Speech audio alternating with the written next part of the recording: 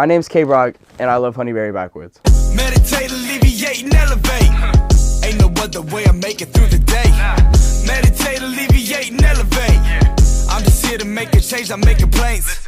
Hey, my name's K-Brock. I'm a 760 artist here in San Marcos, California. I've performed up and down the coast for artists like Lazy Bone from Bone Thugs and Harmony.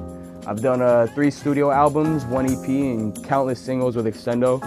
We're currently working on our 4th album and doing shows all up and down the state. So I got into music pretty much from my mom and my dad, and their influences were really heavy on me as a young kid. From 2, I was playing the drums, and then I started teaching myself guitar and keyboard at 13.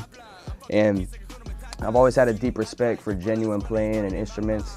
And I got into rap actually through my own miseducation and interpretation, I guess, to form my own original sound with Extendo. My biggest influences definitely came from some of my parents' favorite artists of like the 60s and 70s, groups like The Doors and Pink Floyd.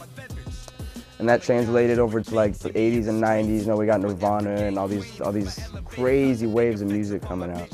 And when rap started taking off in the early 2000s, late 90s, and it's definitely developed its own sound now, to where a lot of people have lost respect for that. I feel that me and Extendo have crafted our own wave to produce something original and worth your time. Definitely my music process, before I even get the beat, just going through my daily life, going to work, coming home, working 9 to 5, dealing with other stressors and stuff like that, just of life in general.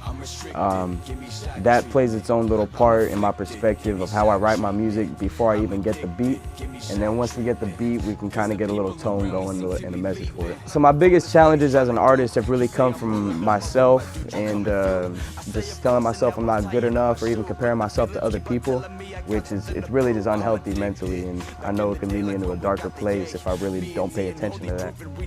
That being said, yeah, I'm my biggest challenge. Being an artist, making music and stuff, there's definitely a lot of lessons to be learned. So far, I've learned to watch who I book with, at least with my shows, and more importantly, who I keep around me in my circle and what's going on and what my influences are, and more importantly, who I look up to. As an artist, one of my biggest dreams and goals is to either sell out Madison Square Garden or at least be nominated for a Grammy. Those are my top 2 just utmost dreams, and I feel it could really just solidify my status as an artist.